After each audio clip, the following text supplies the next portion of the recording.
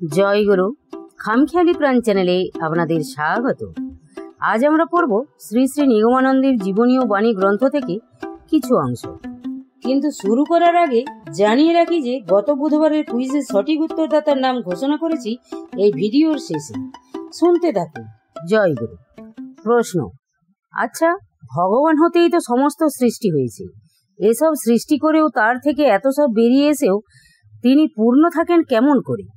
উত্তর: উপনিষদের শান্তিপাঠে আছে, ওং পূর্ণমদ পূর্ণমিদং পূর্ণাৎ পূর্ণমুদচ্যতে পূর্ণস্য পূর্ণমাদায় পূর্ণমেবাবশিষ্যতে। ও পূর্ণ, এও পূর্ণ।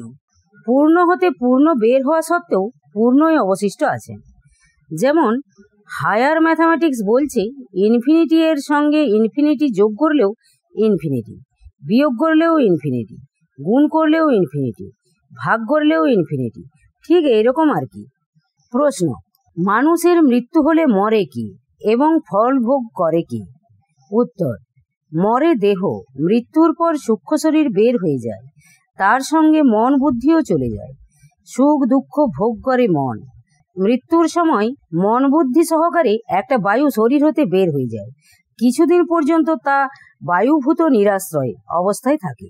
তারপর মন বুদ্ধি নিয়ে সূক্ষ্ম শরীর গঠিত হয়, কম্পনের দ্বারা ক্রিয়া হয়, বাহ্যকরণ ইন্দ্রিয়গুলি, তার সমষ্টি দেহ, জ্ঞানেন্দ্রিয় মন বুদ্ধি চিত্ত অহং, এই সকলের সমষ্টি অন্তঃকরণ।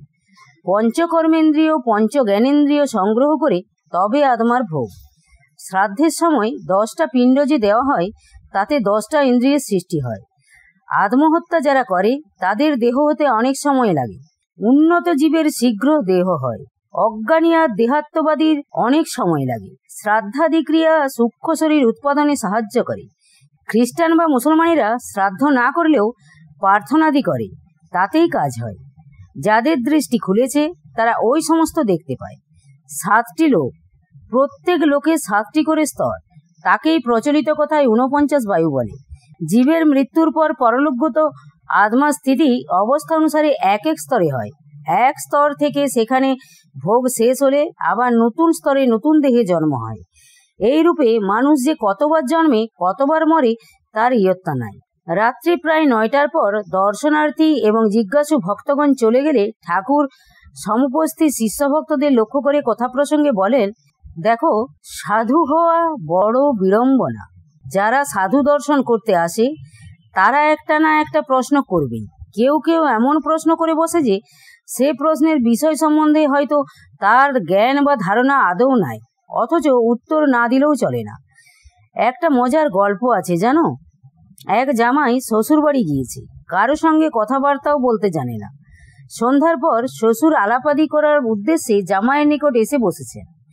জামাই শ্বশুরের সঙ্গে কি আলাপ করবে কিছুই ঠিক করতে পারছে না। অনেক ভেবেচিন্তে সে শ্বশুরকে জিজ্ঞেস করলো, শ্বশুর মশাই, আপনার কি বিয়ে হয়েছে? ঠাকুরের এই কথা শুনে একটা হাসির রোল উঠে গেল। 30শে কার্তিক, শুক্রবার, 1341। আজ ঠাকুরের সুরেন্দার বাড়ি নিমন্ত্রণ, তাই ঠাকুর চললেন মালতীনগর। আমরাও সঙ্গে সঙ্গে চললাম। শ্রী শ্রী ঠাকুর বিশ্রামান্তে বিকালবেলায় সুরেন্দার নতুন দালানের বাড়ির ভিতরের বারান্দায় এসে বসলেন। বাড়ির সকলে এবং পাড়ার অন্যান্য বাড়ির মায়েরা এসে ঠাকুরকে প্রণাম করে বসলেন। তাদের মধ্যে জনৈকা বৃদ্ধা বললেন, ঠাকুর, কালিদাসীর মার ভয়ে আর আমরা বাঁচি না, পাড়ার সকলেই ভয়ে অস্থির। কিছুদিন পূর্বে সুরেন্দার বাড়ির এক বৃদ্ধা ঝি নিজের জামাইয়ের সঙ্গে ঝগড়া করে বাড়ির পেছনে জঙ্গলে গিয়ে গলায় দড়ি দিয়ে মরে। সেই থেকে ওই পাড়াশুদ্ধ লোকের এমন ভয় হয়ে গিয়েছিল যে তারা ভীত ও সন্ত্রস্ত অবস্থায় রাত্রি যাপন করত। একটু শব্দ হলেই তারা চকিত হয়ে উঠত। তখনও পর্যন্ত তাদের ভয়ের ভাবটা যায়নি, তাই এই কথার উত্থাপন। ঠাকুর বললেন, দেখো, মানুষ মরার পর ভূত হতেও সময় লাগে। যারা নিম্ন স্তরের মানুষ বা যারা আত্মহত্যা করে মরে তারা অনেক দিন পর্যন্ত স্তব্ধ বা মোহগ্রস্ত অবস্থায় থাকে। সে যে মরেছে ওই জ্ঞান হতেও অনেকে 2-3 বছর সময় লেগে যায়। কালিদাসীর মার ভূত হতেও এখনো অনেক দেরি আছে। আর দেখো, ভূত মানুষের কোনো অনিষ্ট করতে পারে না, অনিষ্ট করবার ক্ষমতাও তাদের নাই। ভূত বা প্রেতাত্মার পক্ষে মানুষের আকার ধারণ করা সহজ নয়, বহু চেষ্টা করে বাষ্পীয় দেহ ধারণ করতে হয়। বাষ্প ঘনীভূত হলে মানুষের আকারের মতো হয়, কিন্তু সে দেহ সামান্য কারণেই মিলিয়ে যায়। পরলোকগত আত্মা হয়তো কোনো কোনো সময়ে আত্মীয় স্বজনের কারো নিকট কোনো কথা বলবার জন্য দেহ ধারণ করে, কিন্তু মানুষের এমনই সংস্কার যে তার কথা শোনা তো দূরের কথা, ওই রূপ দেহ দেখেই ভূত ভূত বলে চিৎকার করে ওঠে। ওই চিৎকারে চমকে গিয়ে তার দেহ তৎক্ষণাৎ মিলিয়ে যায়। তবে এক শ্রেণীর সূক্ষ্ম জীব আছে, তারা মানুষের হিংসা বা অপকার করতে পারে এবং অনেক সময় তা করেও। তাদিকে বলে ভূতজনী। তারা অনেক সময়ই ছাড়া বাড়িতে বা বন জঙ্গলের ধারে বাস করে। তাদের মধ্যে বিবাহাদি হয়, বিয়ের সময় বাদ্য বাজনাদি করে, তাদের ছেলেপিলেও হয়। ইতিমধ্যে ওই পাড়ায় আরও অনেক লোক এসে পড়ায় ওই প্রসঙ্গ চাপা পড়ল। তারা এসে ঠাকুরকে প্রণাম করলেন। ঠাকুরও তাদের কুশল প্রশ্নাদি জিজ্ঞাসা করতে লাগলেন। 1 অগ্রহায়ণ, শনিবার, 1341। স্থান বগুড়া আশ্রম। শ্রী শ্রী ঠাকুরের শয়নকক্ষ। আজ একাদশী। ঠাকুরের ভোগ রাগ ইত্যাদি কিছু হলো না। দুপুরের পর সত্য চৈতন্য ও শক্তি চৈতন্যকে ডেকে নিয়ে ঠাকুর প্রাণ খুলে কতকগুলি কথা বললেন। তন্ময় হয়ে সব শুনে গেলাম, নোট করা হয়নি। পরে যা স্মৃতিতে ছিল তারই সংক্ষেপ। আমি তোদের কত বড় মনে করি। আমি তোদের প্রত্যেকের মাঝে ভগবত দর্শন করতে চাই। তোদের দেহ ভগবানের মন্দির, এ মন্দিরকে তোরা কলুষিত করিস না। আমি মনে করতাম আমি যেদিন পূর্ণ সিদ্ধি লাভ করব সেদিন ভগবান এসে আমার পদসেবা করবেন। সে সাধ আমার পূর্ণ হয়েছে, তোরাই আমার ভগবান। রামানুজের গুরু ছিলেন যমুনাচার্য। যমুনাচার্য 80 বর্ষের বৃদ্ধ হয়ে পড়েছিলেন, কিন্তু উপযুক্ত শিষ্য না পাওয়াতে গুরু শক্তি দিয়ে যেতে পারেননি। এই অবস্থাতেই তিনি দেহত্যাগ করেন। কিন্তু আশ্চর্য এই যে মৃত্যুকালে তার হাত দুটি মুষ্টিবদ্ধ অবস্থায় ছিল। রামানুজ অন্তরে অন্তরে যমুনাচার্যের এই দেহত্যাগের সংবাদ পান। তিনি এসে দেখেন যমুনাচার্য বদ্ধমুষ্টি অবস্থায় পড়ে আছেন। রামানুজ এসে গুরু যমুনাচার্যের শক্তি ধারণ করলেন। তারপরেই দেখা গেল যমুনাচার্যের মুষ্টি খুলে গেছে। আধার শুদ্ধ না হলে গুরু শক্তি সঞ্চারিত হতে পারে না। তোরা আধার শুদ্ধির সাধনা কর। বক্তার চেয়ে লেখক বড়, লেখকের চেয়ে কবি বড়, কবির চেয়ে চিত্রকর বড়। বক্তা অনেকক্ষণ বক্তৃতা দিয়ে যা বলেন, লেখক হয়তো 1 পৃষ্ঠা লেখা দ্বারা তা ব্যক্ত করেন, আবার কবি কয়েক চরণে মাত্র তা প্রকাশ করেন, আর চিত্রকর কয়েকটি রেখার টানেই তা প্রকাশ করেন। অতিরিক্ত কথা বলে মানুষ খেলো হয়ে যায়। অন্তরের ভাব অন্তরে চাপতে শেখো।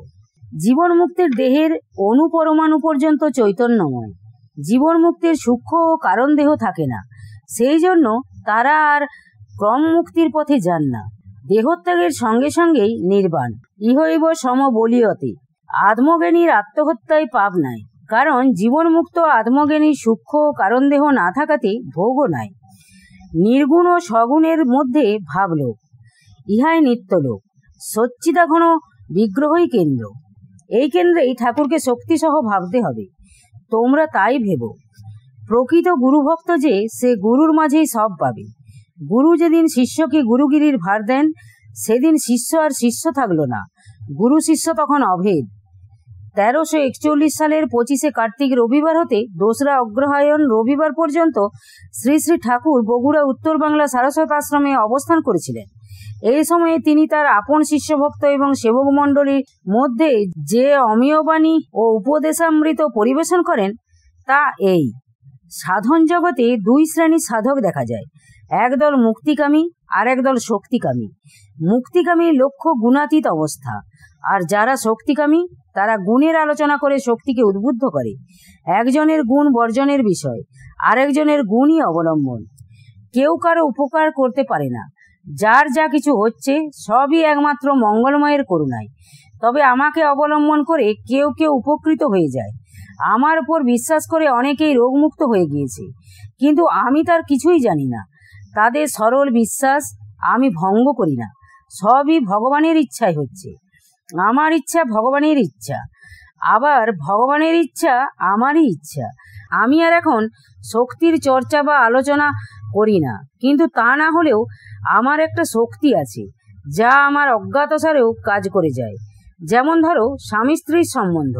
স্বামীকে একজন প্রাণ দিয়ে ভালোবাসে, তার কোনো অসুখ বা একটু কষ্ট হয়েছে এই দেখে স্ত্রী স্বামীর অপেক্ষা না করেই তার প্রতিকারার্থে যা করবার তা করে। তেমনি আমাকে যারা ভালোবাসে আমার শক্তি অজ্ঞাতসারে তাদের ওপর ক্রিয়া করে যায়। আমি প্রথমে অনেক রোগী যৌগিক ও তান্ত্রিক প্রক্রিয়ায় আরোগ্য করতাম। বহু দূর দেশ হতে বহু লোকের সমাগম হতো, এমনকি পরে তাদের জ্বালাতনে তিষ্ঠানো দায় হয়ে উঠল। শেষটায় আমি প্রত্যাদেশ পেলাম। আমার গুরু এসে বললেন, এই কি করছিস তুই? তোকে পাঠালাম জীবের অজ্ঞান নাশের জন্য, আর তুই রোগ আরোগ্য করে নিয়তির গতিরোধ করবার বৃথা চেষ্টায় রত আছিস। তখন থেকে আমি ওষুধপত্র দিয়ে রোগ আরোগ্য করা ছেড়ে দিয়েছি। ওসব করতে গেলে ভগবানের বিরুদ্ধে চলা হয়, আর ওতে বাস্তবিক পক্ষে প্রকৃত হিত কারোরই হয় না। দু একটি লোকের জীবনে আমূল পরিবর্তন করা যায়, যেমন জগাই মাধাইয়ের হয়েছিল। সকলের হিত করা যায় না, তবে আমাকে অবলম্বন করে বেশি কম সকলেরই কিছু না কিছু উন্নতি হচ্ছেই। নানক সম্প্রদায় এখনো জীবন্ত, কেননা ওরা সব জীবন্ত গুরু বিশ্বাসী। ওরা এখনো বেশ তাজা। যারা গুরুবাদী তারা চিরদিনই শক্তিশালী থাকে। মুক্তি লাভের দুটি পথ, একটি সন্ন্যাস যোগ অবলম্বন, আর তা না হলে ব্রহ্মবিদ গুরুর সেবা। সন্ন্যাস যোগ খুবই কঠিন, জীবনমৃত হয়ে যেতে হয়। অবশ্য এ পথে যে সিদ্ধ মহাপুরুষ না আছেন এমন নয়, তবে খুব অল্প। আমার ঠাকুর সচ্চিদানন্দ পরমহংস এই পথে সিদ্ধ ছিলেন। আজকাল এরূপ সিদ্ধ মহাপুরুষ বড় দেখতেই পাই না। বুদ্ধদেবের মতো যা তা আলোচনা করে জ্ঞান লাভ করেছেন কয়জন? কিন্তু বুদ্ধদেবকে ভালোবেসে সেই দুর্লভ জ্ঞান অনেকেই আয়ত্ত করেছেন। আর এ হচ্ছে সহজ পন্থা। গুরু সেবা করে গুরুকে ভালোবেসে মুক্তি সহজে লাভ করা যায়। জয় গুরু, জয় গুরু। আজ এই পর্যন্তই।